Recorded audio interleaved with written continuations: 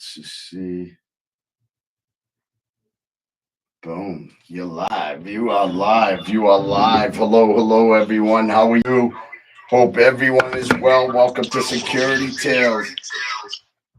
Chris, I'm reverbing back again. Doubling up and tripling. You hear me? Try it now when I mute. Yo. Yeah, nothing. We're good.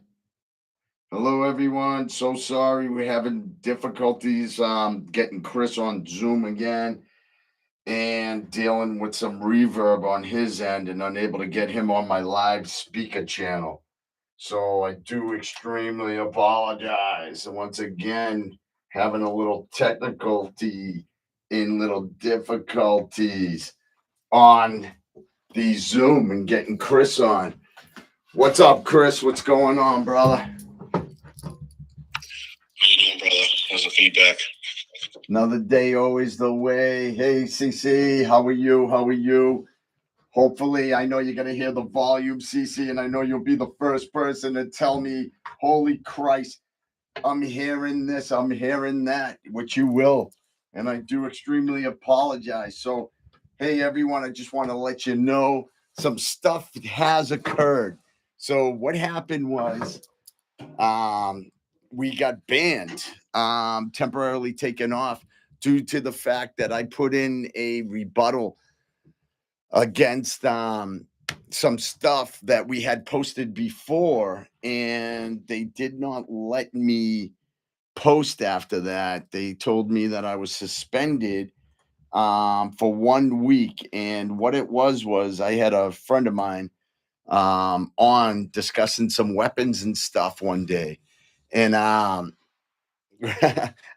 put in something to say, well, geez, I want to have it on. Everybody else seems to have it on. And I didn't think there would be such an issue with that. Well, go to find out there was a major issue with that, and they automatically suspended us. So that's where we've been. And I know I had some doctor friends of mine on the other week, but that was actually downloaded on. I tend to like to go live on everything, and it was actually downloaded on. And just speaking about that, Dr. Wong, my beautiful wife, will be joining us today also. She just wants to speak on some stuff on her behalf. But me and Chris kind of wanted to talk about some stuff that's been updating in the news and stuff. So, Chris, go ahead and say hi while I finish setting up here. How you doing, everybody? We got the some good stuff coming. I don't know if you heard about this one, but I'll throw it out there now. Did you see one of Healy's employees arrested? Now, I know you're going to mute me. So, is that the Gabriella girl, or is this another one that was arrested? Because I also, even though, the name of this program is going to be Boston's Breaking Point Tactical Truth with Filipe and Chris. But it's interesting you brought that up, because now what I do is I watch social media and I see all these posts go on. And then I go in and I look into it, like Zelensky buying another mansion.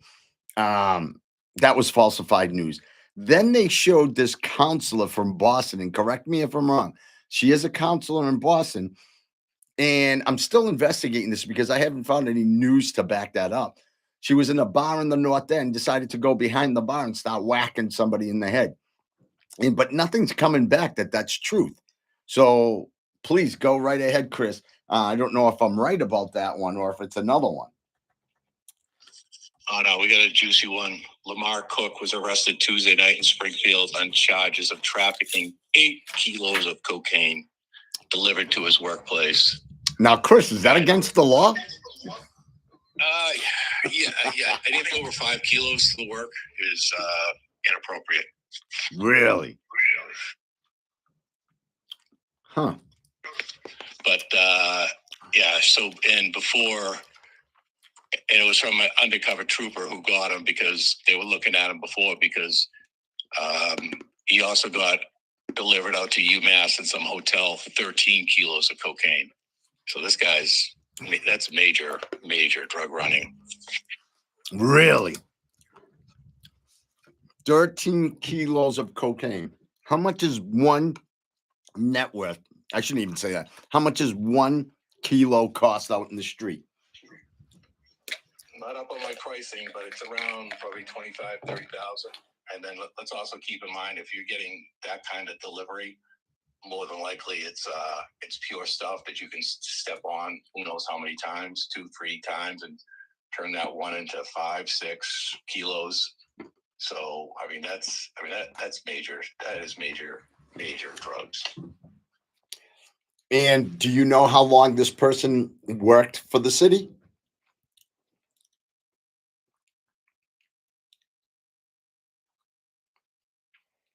Can't hear you, brother. Yeah, I know. I'm looking. He's been there for 3 years. Not working for the city. He works at our campaign office out, and he's the deputy director, or how this was fired. He's the deputy director of her campaign stuff out in Springfield. Wow. I literally can't believe her batting average right now really sucks, bro. Really sucks. Yeah, here it is. Deputy director of Healy's Western Massachusetts office since 2023. Controlled delivery. So they've been looking at this guy for a while. Let's see, during a controlled delivery operation at the Springfield State Office building where Cook worked. So he had the friggin' 8 kilos delivered to his work. Gotta love it. So you're telling me to her office where he's running the campaign for her? Well, to his office. I mean, her campaign's should be ramping up now for the re-election, but it says right here, controlled delivery. So like I said, they were looking at the guy for a while. Springfield State Office building. So here's my question. Now, before we even begin this program, and you being a person that has 26 years of law enforcement and background of street, canine, all this drug operation, this isn't something from someone that just started, right? This is somebody that's definitely had history. No, I mean, 8 and 13. I mean, keep in mind, we're talking 2 separate instances. I mean, 8 is, I never got 8. I've probably gotten like 5 or something like that. And that was a big arrest. It was, that was mailed from Puerto Rico, sealed in cans from the factory. And that was a lot. I mean, to be doing 8 and 13, actually within the same month. So he did 13 on October 10th, and he did another 8 at the end of October. I mean, this guy, I mean, that's huge. I can't even imagine to turn around and have a situation occur like that with someone that you basically just vested to go and back you up with an election, and then all of a sudden you find out once again somebody else you hired has drug backgrounds and 13 kilos of cocaine. Now that's something, Chris. That's really something, because if you really look into that, that's not a simple drug dealer. That's like cartel shit right there, right? Oh yeah, he's getting it from the source. I mean, you get a kilo. I still think 1 kilo is a massive amount of cocaine. I mean, it's 1,000 grams. So before this, prior to joining Healy's office, Cook worked at the director of Hotel UMass, which I'm not exactly sure what that is. Maybe it's I do know UMass has some hotels where parents can stay at, so maybe there. So I mean, it's still a state organization. So he worked for the director of Hotel UMass from 2016 to 2023, which that's 7 years working there.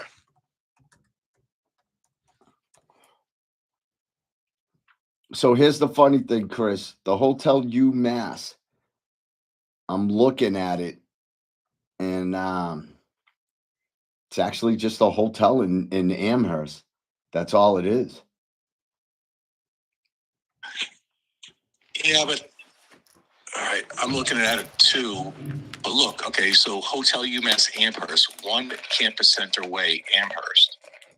So we're gonna look at it a little bit more, but I'm thinking that may be, for parents staying there, because why is it located one campus center way? So let me look at it a little bit more, but I don't think it's just a regular hotel. Huh. Well, needless to say, that's a great find right there, because I didn't even see that. And we're definitely going to be following that case to see where that's going, I think.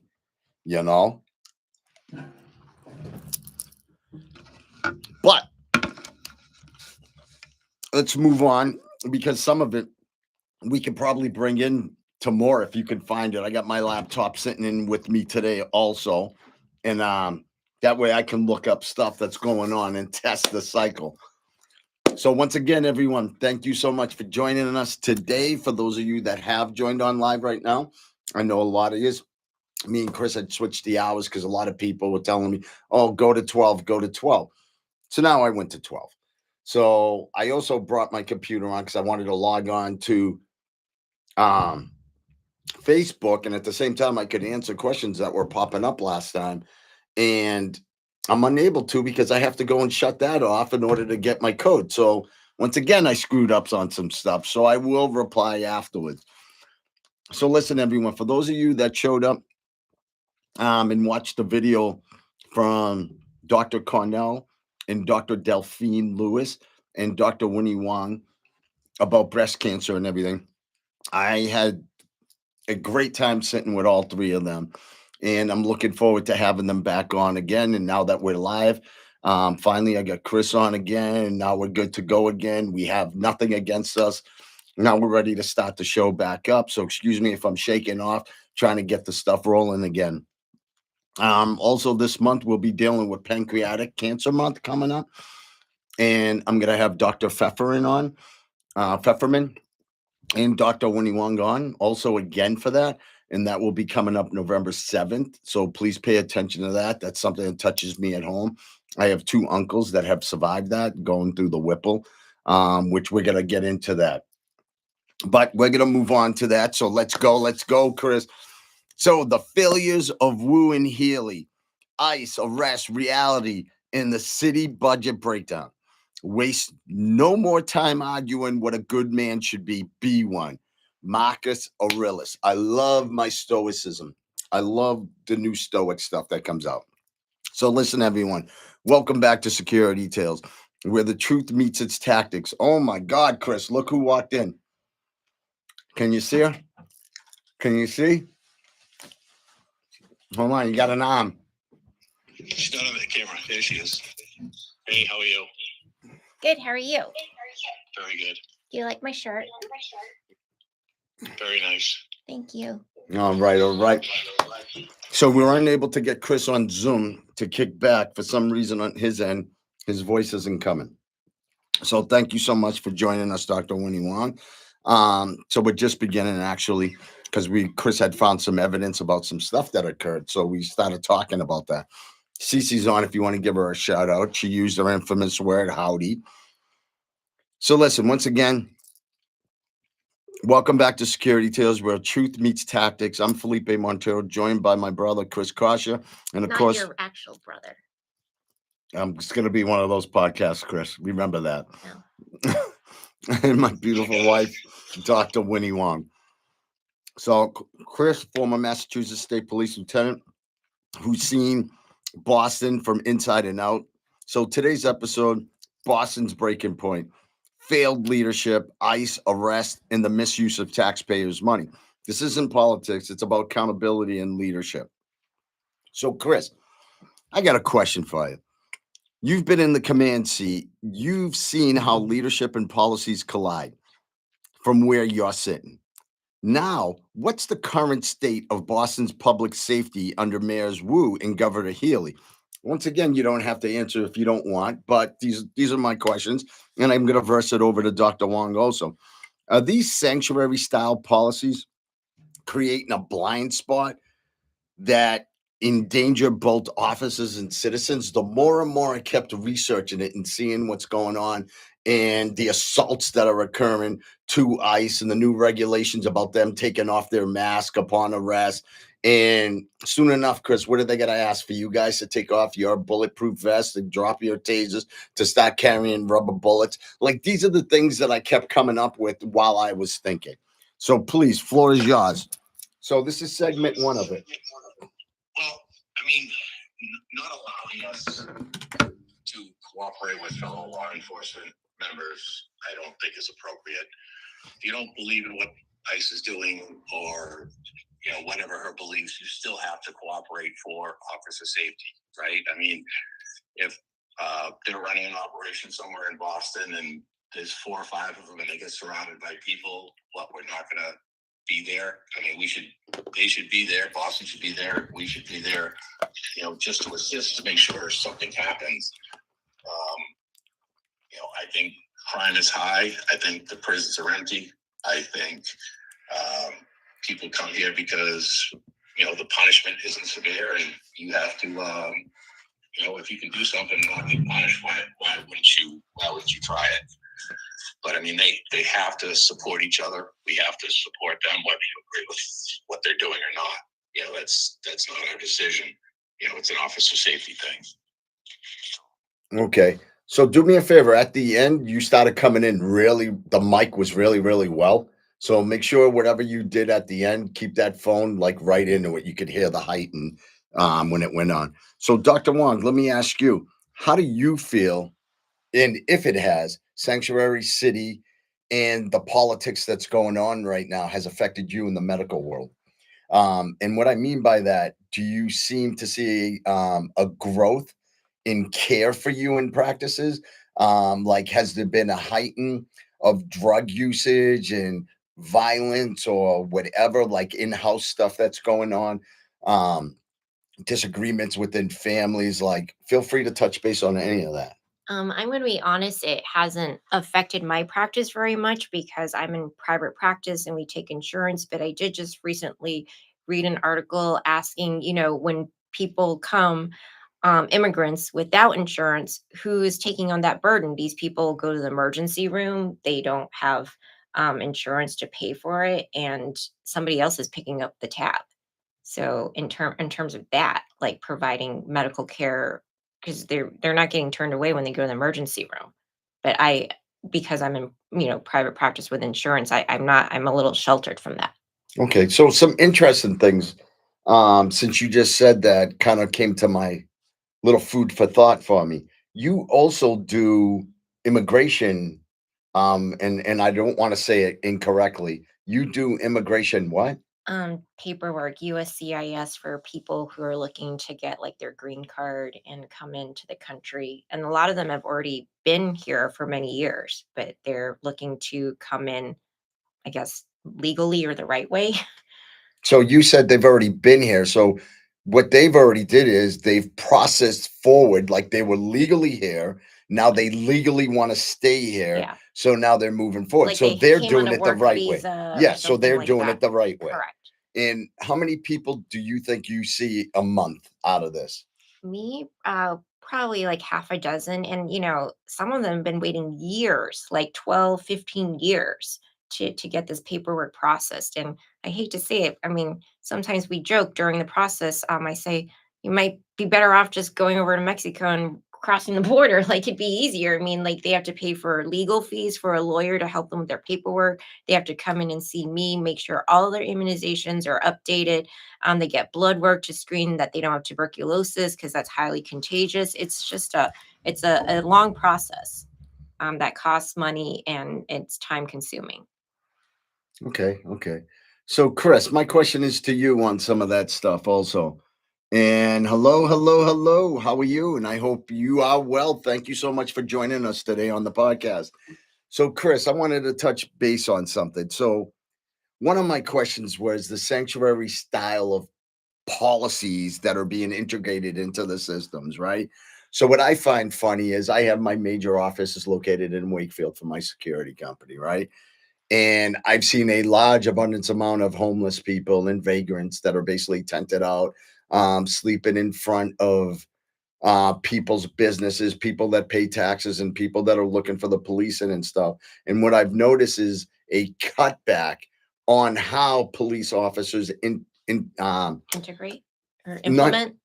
implement. Yes. So the word would be implement the procedures about moving forward and moving vagrants. So the building I'm in, I know for a fact the owner of the building actually has our security company remove these people, and police now is no hands on or nothing, nothing. So now I've noticed, obviously they had that big King's Day. What is it called? No Kings. Yeah, no King's Day in Boston, where I believe it was the wrong way to do things, but once again, I'm glad it went without any cause or any issues or any problems. But you're basically saying that you're not going to run government policies into our city and our town. So, what do you take from that? Where we're going to discuss just Boston right now, because I don't know how other places are, where they're stating no ICE, no arrest, every city's a sanctuary city, and all this crap. What are you gathering from all this? Well, I believe we talked about this before. I think there's only like 8 sanctuary cities technically. What Massachusetts does, not so much a sanctuary city is, it's a right to housing. But I also want to, before I get too much on this, I want to reiterate Dr. Wan's point that, no one will ever probably say it, but I believe it's got to be a contributing factor when Stewart Healthcare has gone bankrupt and closed numerous hospitals. Was at Neshoba Valley Medical Center in Air, and they closed the hospital in Dorchester, and several other hospitals are at risk of going out of business. And I have to point to the like she says, if you go into an emergency room, you have no health insurance, you can't be denied. Mm-hmm. You're not necessarily going there for an emergency. If you got a really bad flu, you can't get a doctor to see you, a regular doctor, you would go to a regular doctor. They can't get a regular doctor because they don't have insurance, so they go to the emergency room and they see an ER doctor for the flu or for anything serious, and then they don't pay it. So how does a hospital that can't refuse service stay in business when they're serving all these people, and and they'll never get paid for it? And if you can go to the ER and not have to pay, sign me up. But that's a huge problem. But to your sanctuary cities, Chris, before you go on, can I just add? So my brother works in San Diego. He's a radiologist, and they're right next to Tijuana. And he says he gets reports of people getting injured, crossing the border, like jumping off trucks, broken legs, and they just show up at the ER in San Diego. And like you said, they can't turn them around away, and it's a huge problem. But I just want to add that that's the perfect way that you said that. So, that's got to be contributing to the bankruptcy problems, because Stewart Healthcare operates tons of hospitals, but it seems like the ones in Massachusetts are, all going out of business. But yeah, so it's our right to, right to provide housing. Massachusetts still has and always will have a severe homeless problem. But yet we have all these people, thousands and thousands of people coming in, and they got a hotel, and not to be unempathetic, but why can't we house the people who are unhoused first before we add more people to the problem? We have a beautiful hotel in my town right here. It's been closed for years, and it's completely full with free rent and people, frankly, driving cars better than I have. So I want to touch base on that because I find that hilarious. So 2 things I wanted to touch base on about the homeless problems and what I've learned about it in owning the security company. But first, I just want to go back as you discuss about location and places to house. So Concord Prison, MCI Concord, has been closed, right? Instead of the town utilizing it for homeless people and stuff like that, that you can. It wasn't closed because it's a bad facility to stay in. It was closed due to the fact that it's a bad facility to hold criminals in because it's just old. But people can still live in it. Obviously, there is not going to be a crime. They can take the cell bars off and everything and operate it that way. But what I find interesting is now it's being used to film movies. So I laugh at almost like the old thing where I hear about Viagra. Viagra was developed for what? A heart medicine Heart because it medicine. increases blood flow. Yes. And then all of a sudden, people started coming in with hot ons, and people said, whoa, wait a minute, more money over here than there is over, making people healthy. So I think they do the same thing. Wherever I can make more money from my pocket, the better it becomes in control. But I wanted to discuss something, Chris, because you just brought up something. So you were discussing housing and for the homeless and this and that. So just to let you know, so I don't know if I could say the location that we secure, but let's just say we secure a church, a very high political church in Boston, and it's in a very high influential area. So we've been dealing with them for over 6 years, and we've had numerous amount of vagrants that call it a sanctuary. The church is a sanctuary locations where they can stay. We try to explain to them no. They become violent. They become aggressive. There's been feces on the front entranceway. There's been urine. There's been drug usage. There's been sexual activity. We have such an ongoing problem. So what I did, Chris, was I went and investigated this, and I said, how can I come up with a solution or a resolution to help and not have this issue, but also try to help the homeless and try to see what I can come up with. So go to find out after investigating this. I never knew this, Chris, and I don't know if you knew this. They have a thing called 311, which is an outreach program, not 911. It's called 311, meaning they have an encampment law, an order that's been placed, I should say, an encampment order that's been placed in the city of Boston. No one can pop up tents, sleep, and whatever it is. So now what they do is you dial 311 or you dial the application, the app that's called 311. You hit what your state, and it could be syringe pickup, it could be somebody just defecated, so whatever it is, you push it on there and they have a team that goes out. Now, we just had a situation, and I 100% appreciate their assistance, where now we have a working relationship. For the first time I used it, they went out there. Not only did they get to see first half of how, and it was from Michelle Wu's office, which was great. They had people, they provide shelter for them. So the first objective is we gotta give you shelter, come with us. Second is, are you hungry? We gotta give you food, come with us. But they finally got to interact with these people that we do every day.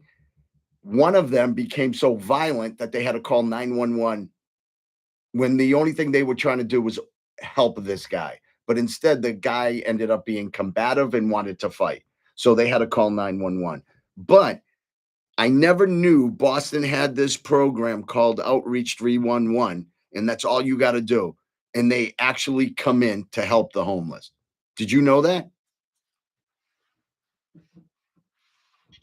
I didn't know about that, but I did. I think we talked about it before. I did know about those poor DOC guys that have to go down and clean methadone mile like every. I think it's like twice a week. They go down there and they have to clean. They make everybody move their tents. They clean the place. They bleach it. They pick up needles. They pick up shit, and they do that like twice a week. So instead of getting rid of the problem, they just make it better. But I think quickly, I didn't address one of your things with the police and hands off. If you look at it from the police's point of view, it's only a lose-lose situation dealing with a homeless person or a violent homeless person, because, like I said, you're trying to help them, and it's only going to go, more than likely it's a lose-lose situation for you, because you either get him somewhere and he cooperates, or a lot of people who don't want help, will just get violent. Now you're arresting the guy, and it's from the police perspective, it's a lose-lose, especially when the problem doesn't get fixed and probably will never get fixed. I see this getting worse before it gets better. And how do you feel about that, Dr. Wong? When you were speaking, I was wondering what is the latest with the millennia cast? Like, do they utilize 311 or like I haven't stayed up to date with that. Millennium Cast Boulevard, they utilize it up to a certain extent they can.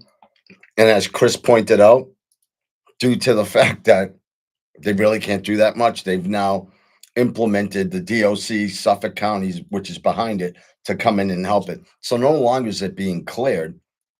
As Chris said, it's almost like, yeah, you're here, you're here. There's nothing more or less they can do about it. Is that what you're saying, Chris? Yeah, if they don't try, I mean, some people, want to be there and don't want to be helped. And then the other resolution, I think they were saying they were going to, put a whole bunch of them in hotels in Revere. And Revere wasn't happy about that. So they're trying to find places for them. Like, what city and town would you like to have, 50 homeless people, who some of them don't want to be helped and want to just continue with the drug use. Pine Street Inn is just down from there, don't you? Do you guys do they utilize Pine Street Inn? Well, it's funny because 311 has that where they come over and they help the homeless and the vagrants and they bring them to Pine Street. But remember this, you have one building, and I forget how many buildings house because I actually bid on a contract with them and didn't win it. But I forget how many it actually houses. But you can only put so many people in.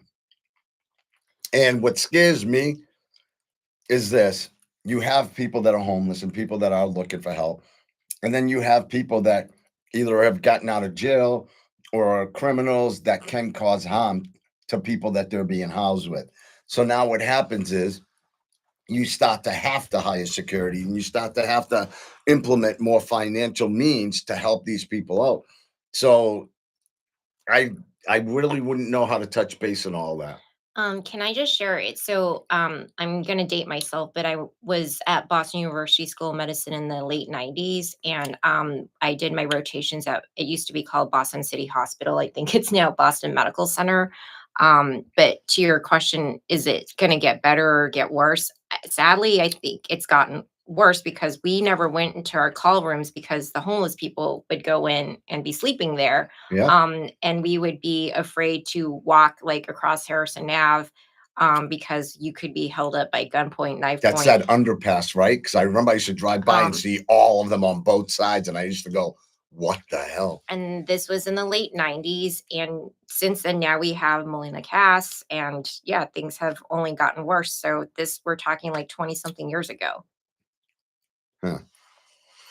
This is a big problem, big situation that has to be dealt on. But we can sit here and talk about this for hours, but I want to move on to segment two. So, what I wanted to discuss is this: want to get back into like the ICE thing. So, in May 2025, and I didn't know this, Chris, so I don't know if you did, they launched an organization called Operation Patriot, right? I didn't know the name of it.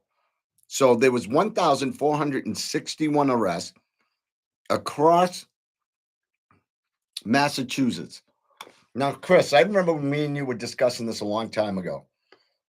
And on it, people were coming at us saying, well, they arrested all innocent people. They didn't arrest criminals and this and that. So I kind of wanted to break this down. So after I researched it, 790 involved serious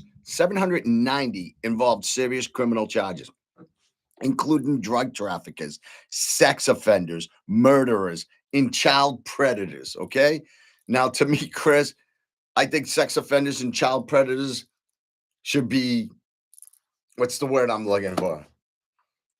Punished, No, not punished. extradited, No, what is it when you're gone? X'd off, boom, off this planet of Earth. terminated. Terminated. I think we should put Arnold back in, give him the guns, and terminate these bitches. So listen, one example, and I wanted to take this, Chris, only because you just brought up what happened with the mayor having the council that's helping her run or whatever. So this guy, Julio Soto Heredia, he was arrested in Boston for fentanyl trafficking and firearms possession. He was also wanted in the Dominican Republic for similar crimes. So, Chris, when you hear that, what stands out to you operationally? And how does the city let something like that happen while claiming to be a sanctuary for safety? And I already know some of it. You're going to say, well, we can't find out the history over them because they might not have the systems we have here. But here is one of the major failures where people are all like, well, you know what? They're going after the wrong people. Even if they're going out after the wrong people and they grab 4 wrong people and one person like this that's caused death, that's caused fentanyl, that's wanted for trafficking and all these things, and rapists and murders, we stopped one crime that could have killed not one, not 100, but thousands. I know people, and God bless them, that had children that for their first time did a line of coke at the age of 18 and it had laced with fentanyl and they died. So this son of a bitch right here was one of the people that contributed to that cause. So when people say, well, you know, you're getting this. So guess what we did here? We saved hundreds of lives for that one person that we did grab for the other 5 people we mistakenly grabbed. So I don't know, when you have this over here where we have citizens that live here in the United States, then we have people over here crossing the border illegal, and then some people do get arrested in the mix of it all, and that I extremely feel sad for. But guess what happens? How many lives have we saved by grabbing that one person? This one son of a bitch, in plain English, that they grabbed. How many lives did they just save? So sorry, Chris, I went off on a tangent. All you. No, absolutely, I agree. It's just the other caveat I want to speak on the one guy, but also on the other 4 guys. It's not the person making the arrest, because they are here illegally or whatever. So it's not the person making the arrest to be the judge and the jury. He's supposed to make the arrest, and then the judge and the jury or whoever makes the decision decides what happens to them. So making the arrest is just you're doing your job, and then you let the court system, work out what they got to work out with that particular person, whether he stays, he goes, or whatever, is really out of your hands. So if you arrest 5, 1 is really bad, and out of the 4, 2 stay and 2 go, none of that's in your hands. You're just doing your job, and what they're, and then the judge is deciding what happens to them. So I think they're doing right by grabbing who they grab. And then the other thing I wanted to point out real quick,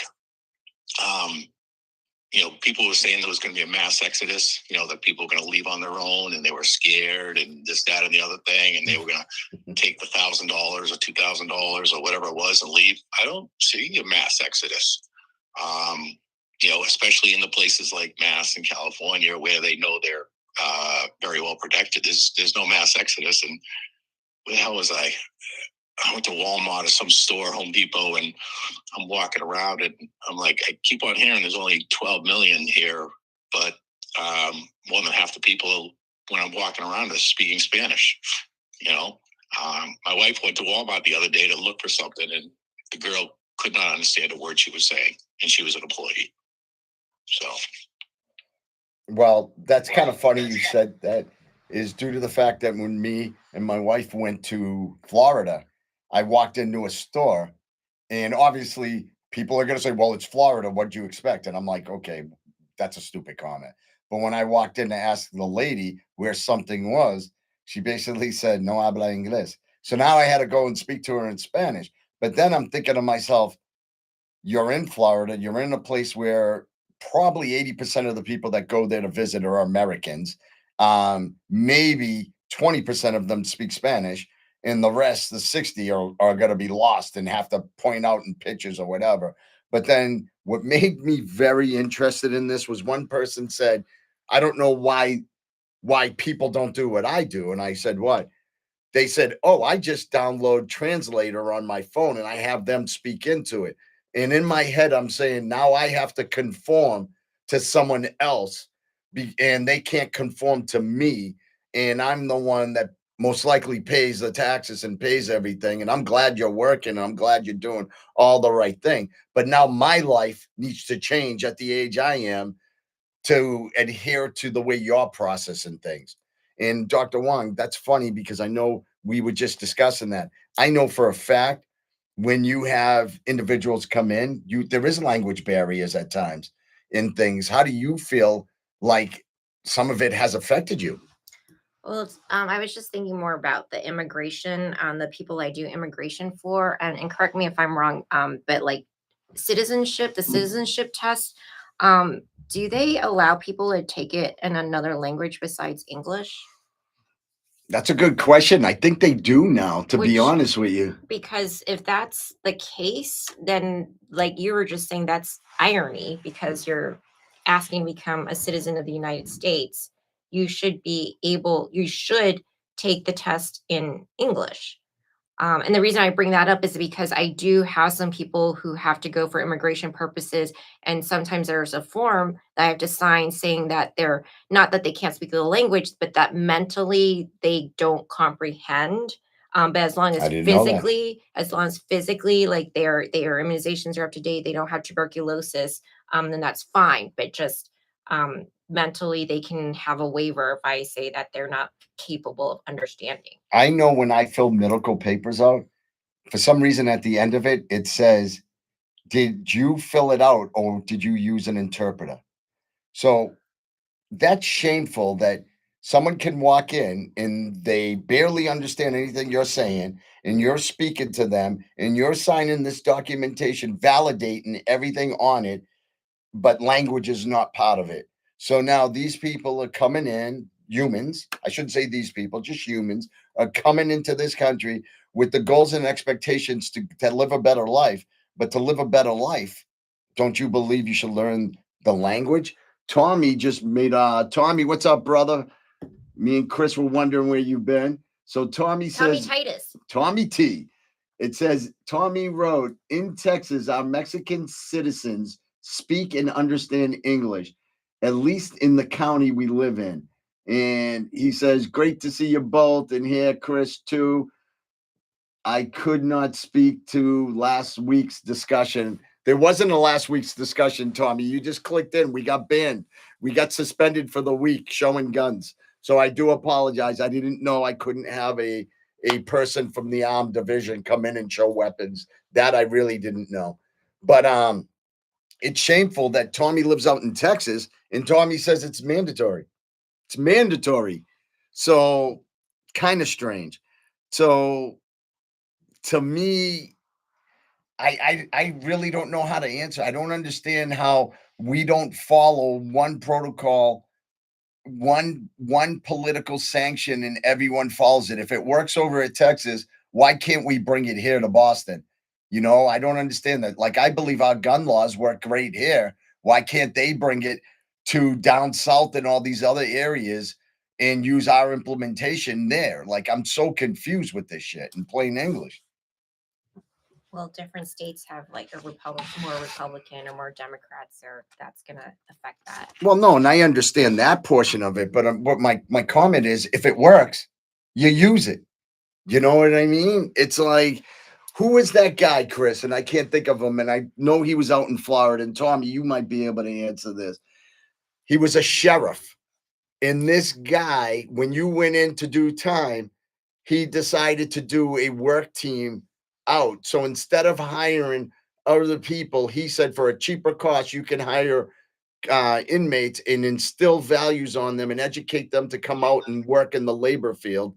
And he killed it. He was making money for them. He was basically helping build them while they were in prison. And they all came out. And I think his recidivism was very, very low. Does anybody know who I'm talking about? No, but it I sounds like think a that good might idea. be the Arizona tent guy because Ye- he was pretty Yes. big. Yeah. The guy who did, Tent City Yes. and yeah, made everybody live in tents, wear orange. And Tommy says it, Joe Apparura.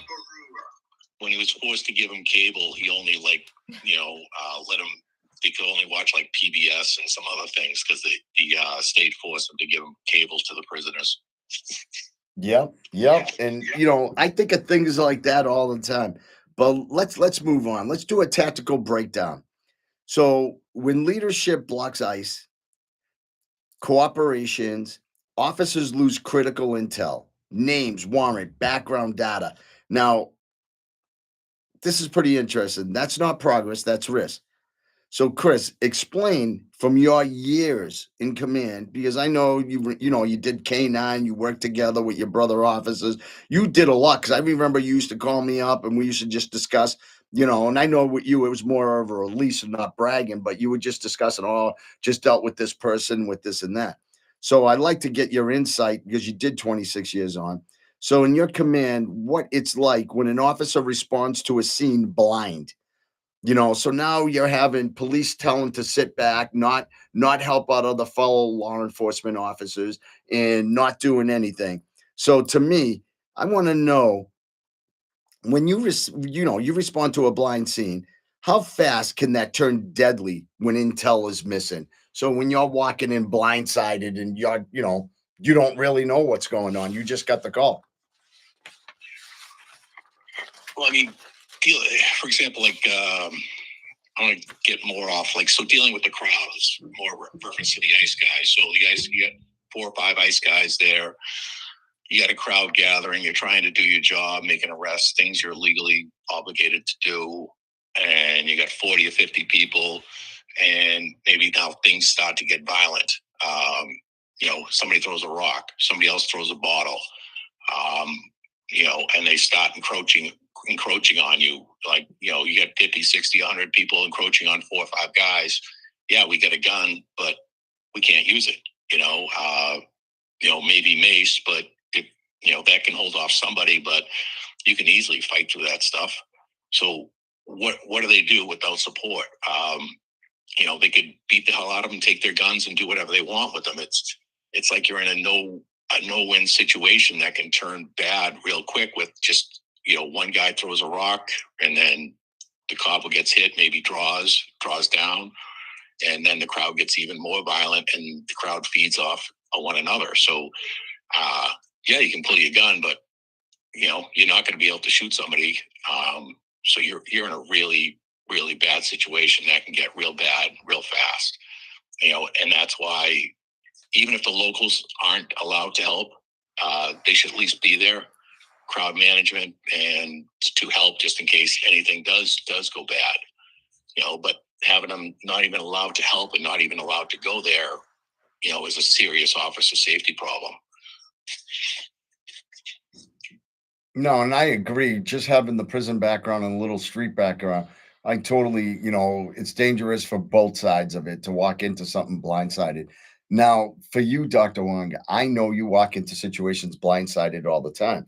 And I know we keep talking about, sanctuary city and the immigrants that come here illegally and all this. You have a one-on-one that occurs and happens without security and without anything that happens and occurs.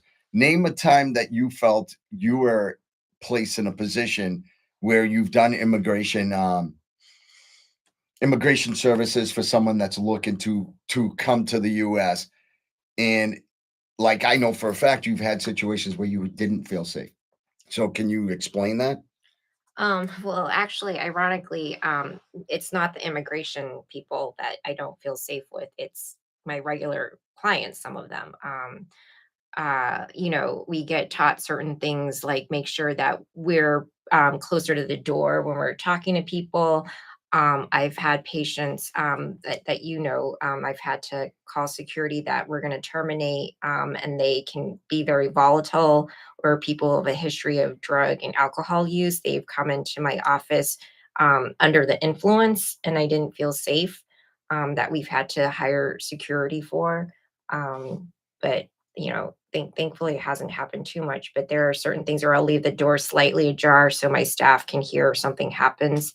Um, So not to cut you off, I do know a couple of times that you called that you have inquired if my security team could be available during some immigration things because there was signatures that were misplaced or done in a threatened way. They've called you and said, y'all gotta see me and y'all gotta make time for me. And they don't understand you're a private practice.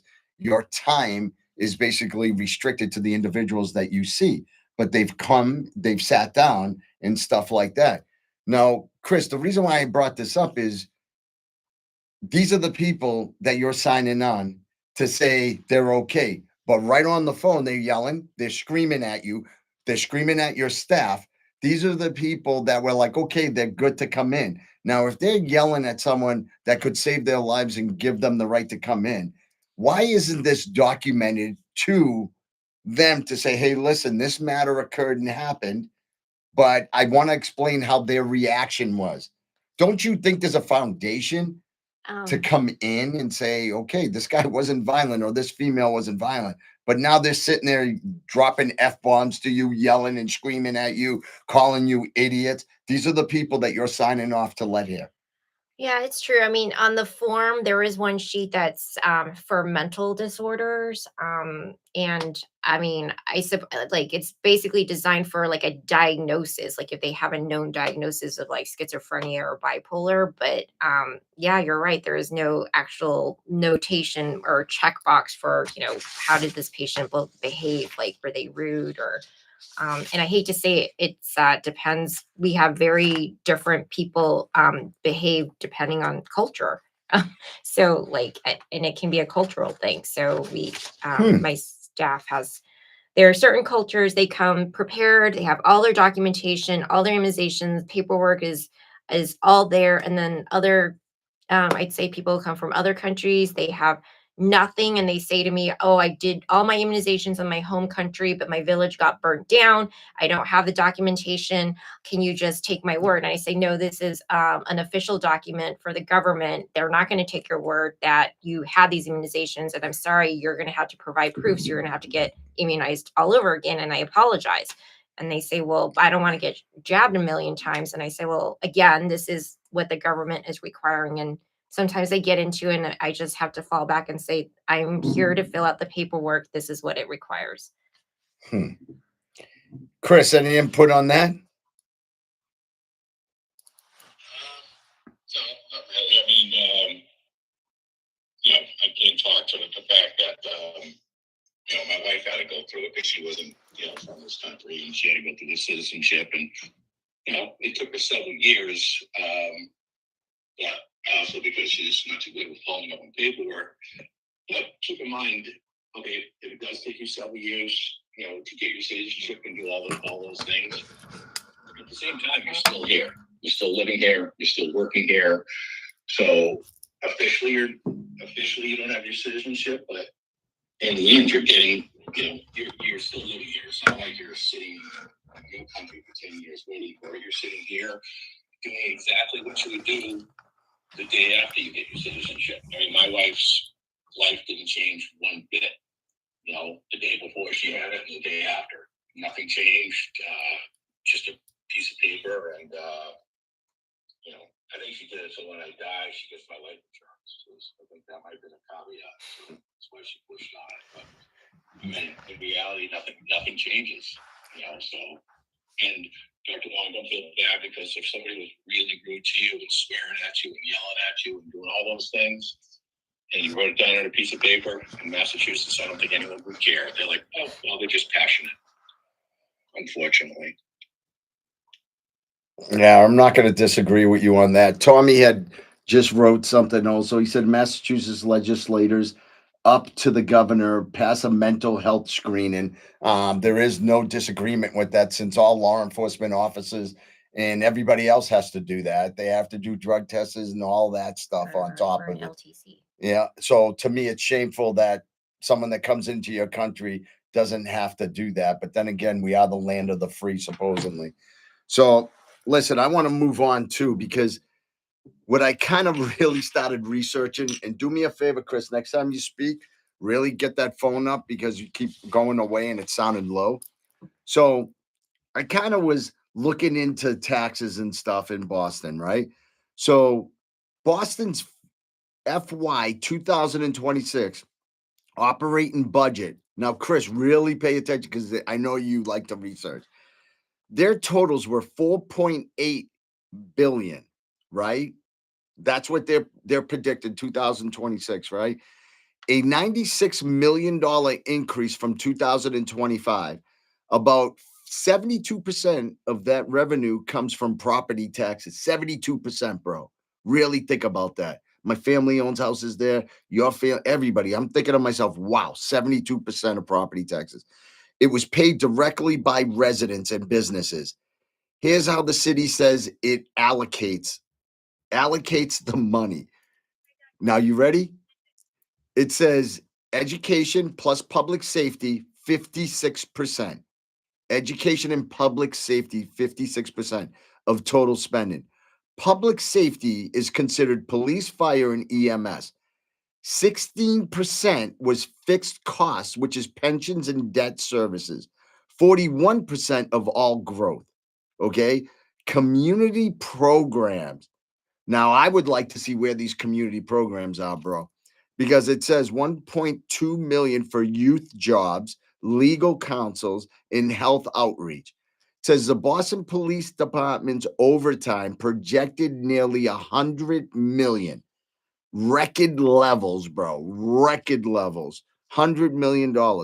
It says capital and infrastructure projects were 266 million. So, Chris and Dr. Wong, we're talking billions in spending, and yet ICE is making the arrest the city should have prevented. Why are we spending record amounts and getting weaker results in the city? Go for it, Chris. This is the form that I have to fill out. Well, I was waiting for the number of how much money was spent on health and human services, because I would think that would be a huge number. Again, it's a lot of it goes back to, I'm not saying they're not doing the job, because they do. Local police, a lot of their work is reactive. They get sent to calls. Sometimes there's not time for proactive police work. And think about it. So you're a cop, you go out, you arrest somebody, whether it's drug charges, OUI, or anything along those lines. And, you spend some time, find them, you arrest them, you do all your paperwork, you do everything you have to do, go to court hearings and stuff like that. And the person gets off. Eventually you get a little bit disgruntled that, you arrest a guy for OUI in Massachusetts. I'm sorry, they're getting off. I don't care what you have. So it's kind of hard that you go out there, you do your job, you make arrests, and then the person gets off. So you're like, what's the point? What's the point of me doing that? A quick note on the overtime, because I think you threw out a number of 100 million. Yeah. Of course I liked overtime because I was a cop, but I still think financially it's actually cheaper for the city to pay, especially an employee such as a cop, as opposed to, say, an employee who works for an insurance company. It's cheaper for the city to probably pay a guy overtime than hire more people, because hiring more people, as you know, running a business, you're hiring the person, you're paying for their health insurance, you're paying for their retirement. When you're hiring a person at whatever, $50 an hour, a lot more than that goes into, because now you got to give him a retirement, you got to pay for his health insurance, you got to give him, a cruiser, uniform, all those other things that go along with it. So sometimes it's actually cheaper just to hire somebody on overtime who's already getting all those benefits. But I think the numbers have been skewed. We talked about this before. Our crime numbers have been skewed, have always been skewed, depending on who's looking at them and how they want to look at them, right? So, you want to pretend that crime is down, you're going to skew the numbers.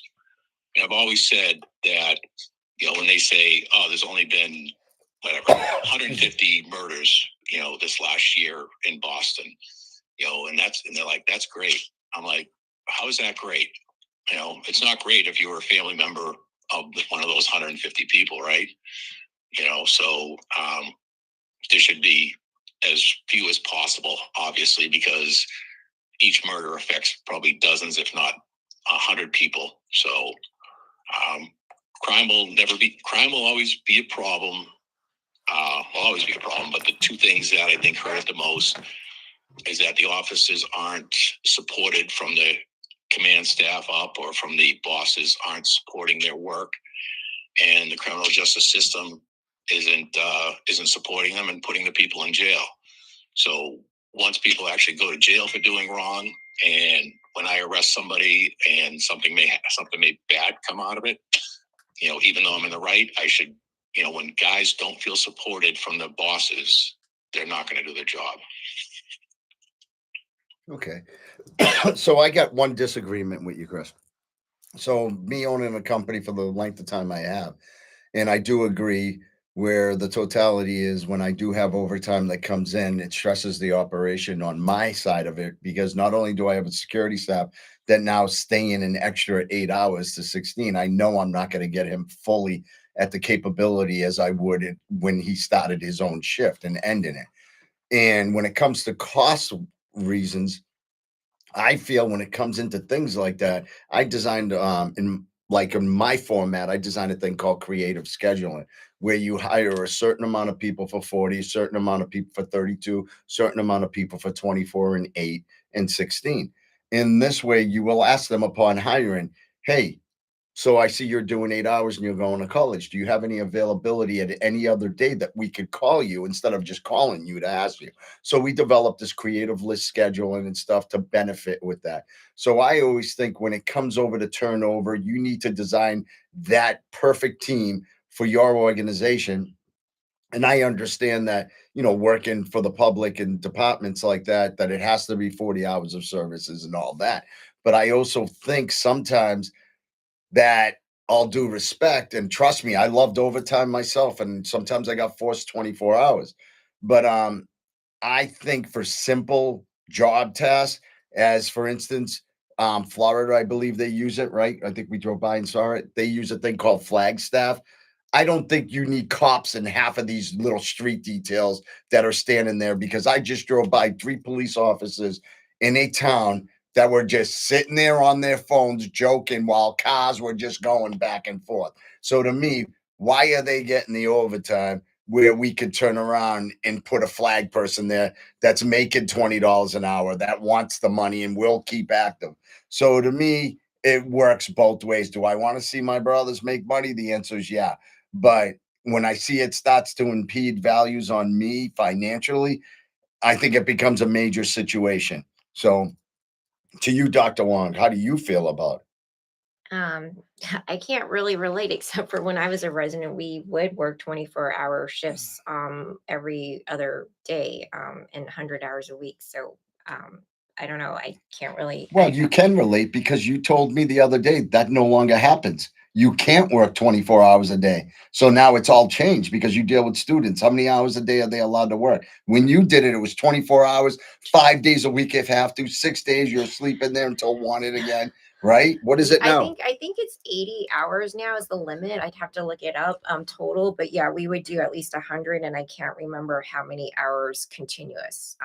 I don't know what they're doing now, but it's definitely changed. But I can tell you it was not a good idea for me to be working 24 hours straight in the ICU. Hmm. Okay. So here's the interesting fact. So I even went into it a little more, Chris, when it came down to breakdowns, right?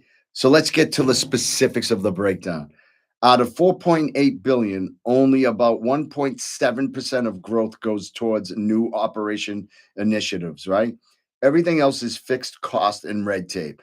Boston Police gets hundreds of millions, but officers' numbers are stagnant. Stagnant, bro. You know this because you retired and you know the amount of people you guys are behind right now. And so they're stagnant. Morally is low, right? Morale is low. I'm sorry. Morale is low and intel sharing is restricted.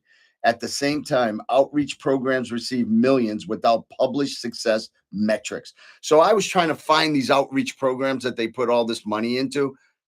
I found nothing, bro. I just found, oh, we did this program. I found nothing that came back in return. So I was just trying to figure out. So there's nothing been, it's like nothing published, no success, no metrics. So every line item that I believe prove results. If 1 million of funds, youth jobs, show me, Chris, show me Dr. Wong, show me lower gang recruitments, show me lower free violence, community violence on businesses. Show it to me. You're not. If 700,000 of funds, mental health, show me fewer emergency calls. Show me fewer interactions of officers saving lives. Okay. Otherwise, it's just smoke and mirrors. So you're telling me this is where the money's going, but none of us are getting it back. You're not seeing it on the news. You're not seeing it on the paper. We put money here, we put money there. but nothing is coming back and hearing how these programs are happening. So my question to both of you is, and especially you, Dr. Wong, from the mental health, don't you think as a doctor that your investment on when you're sending your patients places that seek that mental health help, that it gets back to you and you let them know, great decision, that person's feeling better and this and that. Don't you feel you need to have that conversation? I'm a little confused. I didn't know you said the 700,000. Where is that going? 700,000 funds. So out of Boston funds, $700,000 of that goes to the mental, Yep. to help But mental but people, where? Because like to hospitals, to what's that hospital? McLean. No, not McLean, in Boston, Longwood Hospital, who holds a lot of mental health and people that signature in. They get over $380,000. Show me the progress of it. Show me. I know security that works there. There is no progress. There is just a bunch of homeless people sitting in the lobby.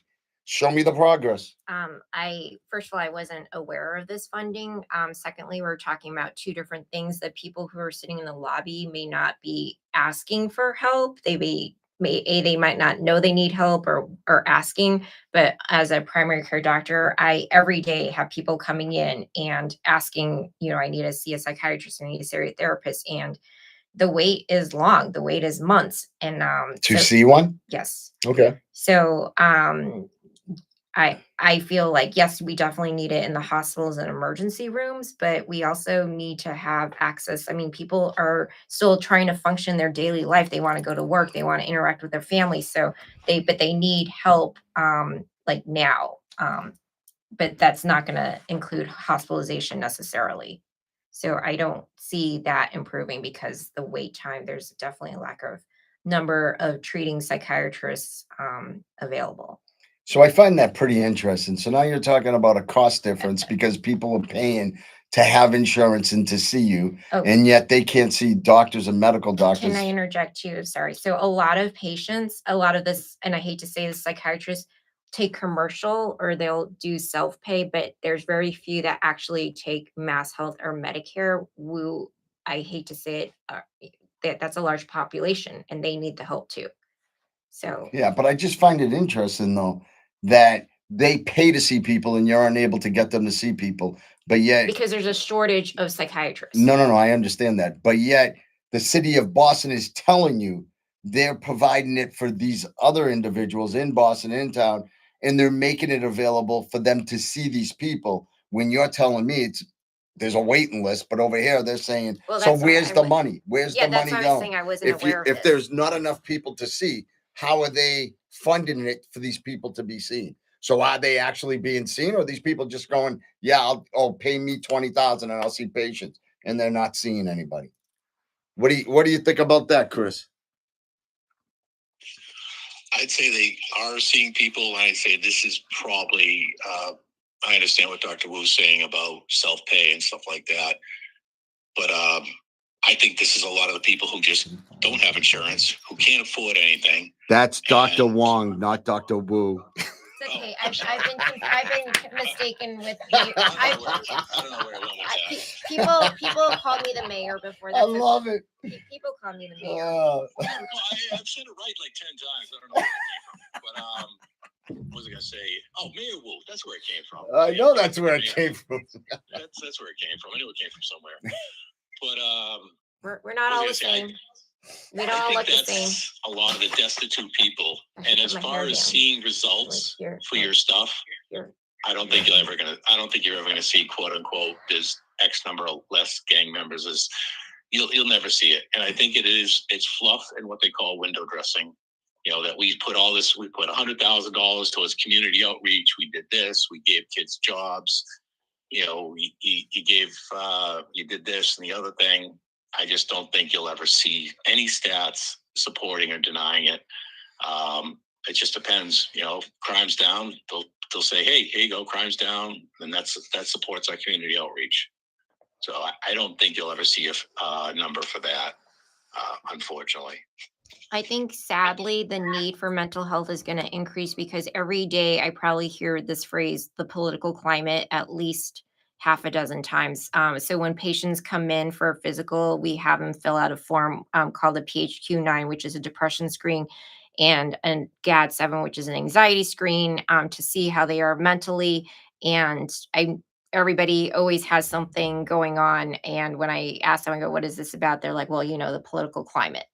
And it's just through the roof. So kind of like obviously just gathering in this and hearing it, and obviously I know we've moved on to different sectors and segments of this, but what I wanted to say is ERs are full, overdose rates are rising, first responders are burning out, the disconnect between political narrative and street reality grows daily. So, from your perspective, Chris, how does this impact the people actually holding the line? The officers, the medics, and the citizens stuck in the middle? Because now, where I'm seeing it now that I'm into the security world, which I've been for quite a long time now, I know how it impacts my staff and I know how it impacts me and also my clients that are we're basically contracted to. So, how do you feel that it's impacting law enforcement? And then I'll ask you after, Dr. Wong. Obviously, I know you're not dealing with homeless people, but how do you feel like any type of thing that touches base on this could impact you? Go ahead, Chris. Are you talking about impacting law enforcement as far as the homeless, or what impacting law enforcement? I'm just saying, you guys now are not just playing police officer. You guys are playing medic. You guys are playing psychiatric help. I'm getting wicked bad reverb, Chris. Yeah, I mean it's tough. It's not something that we're trained to do. It's not something that we should be doing. We shouldn't be your psychiatrist. We shouldn't be this stuff, all those other things. But I think it just overwhelms the people, and the people are the officers, and people are getting disgruntled and not real happy. So, but it also goes back to management and stuff like that. So, it's tough. I mean, right now, if you wanted to be a trooper, it's really not that hard. It's really not that hard to pass the test. And I think the last class they went down to probably the 70s. Imagine that, 70s. Now I know that for a fact because I know somebody that got on local and he got a 76, and I was like, how in the heck? And no offense to anyone, this person legitimately shouldn't be a cop, period. Um, I'm lost by it. But go ahead, Dr. Wong. What's the exact question? How do you feel that it's affected you, the change and everything that's Oh, going on? oh.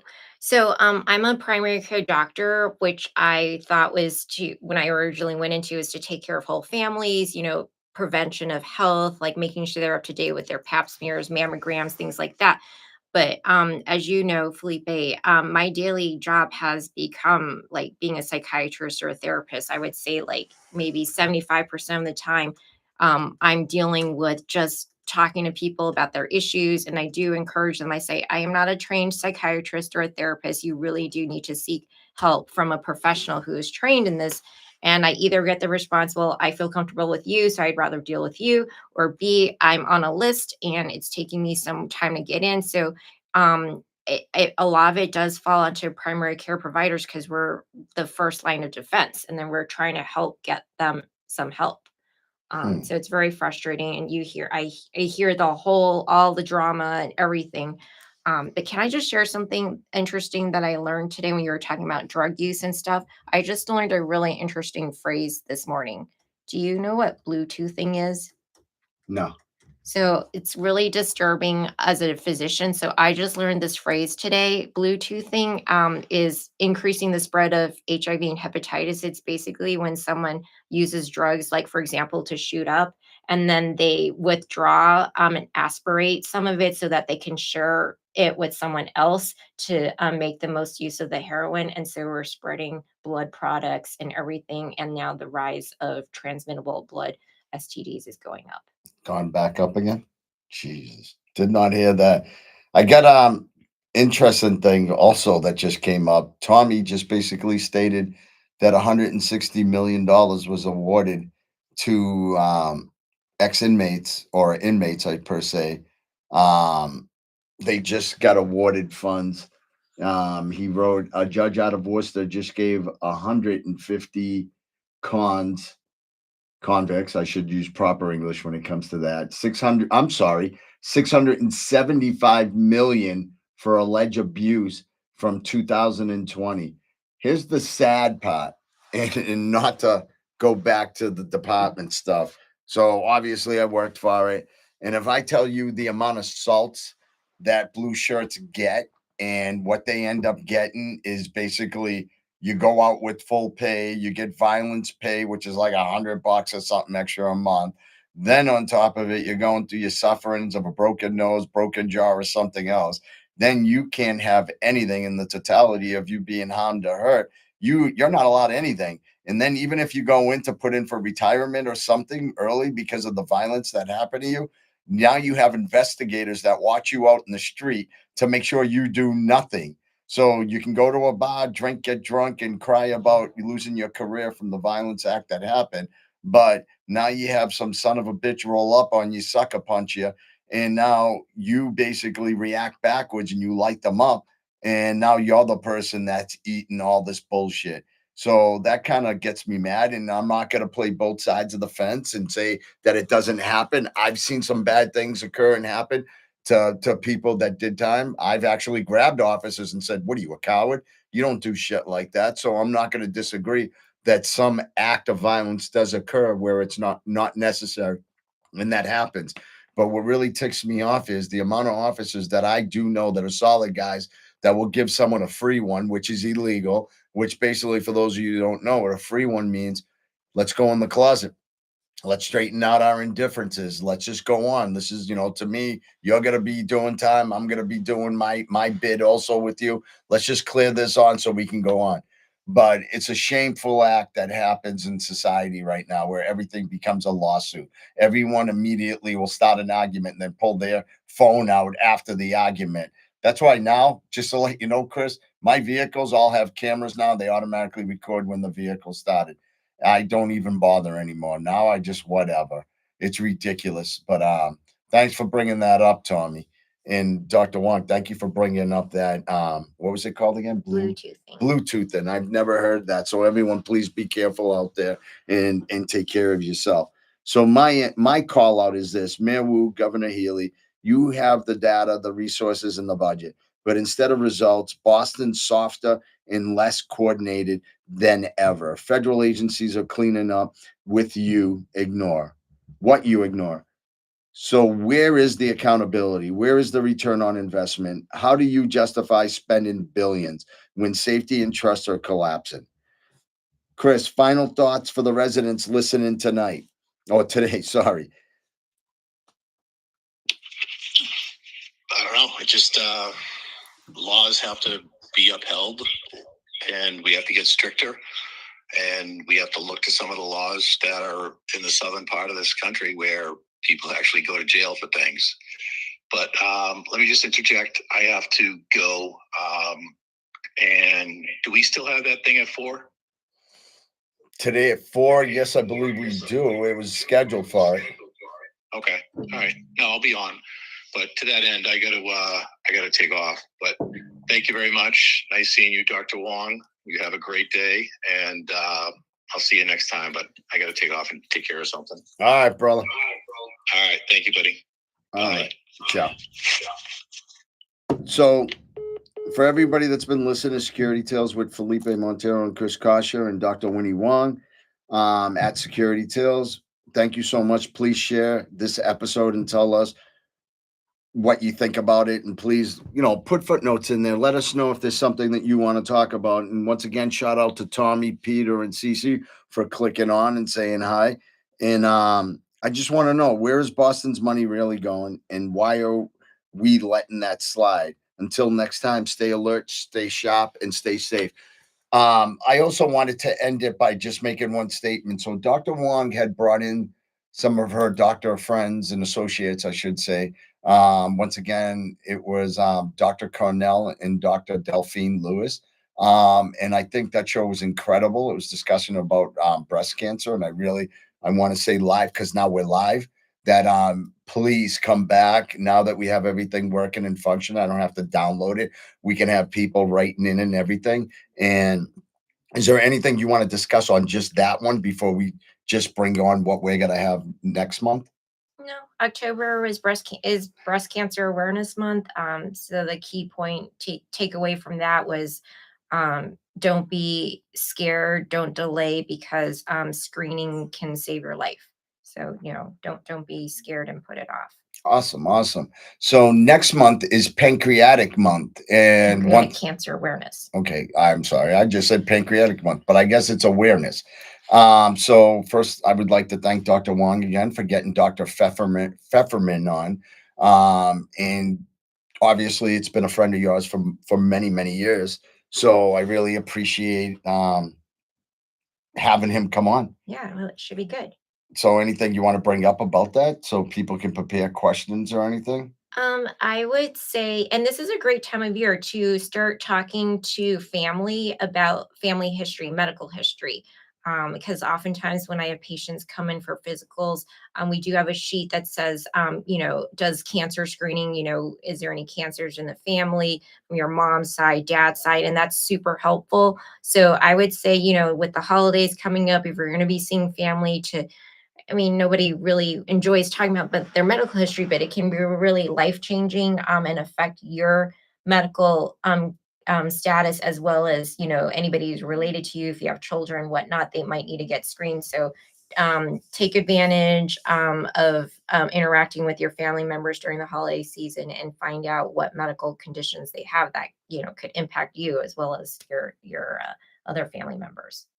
Absolutely. Thank you so much, Dr. One. I also want to tell everyone happy Halloween.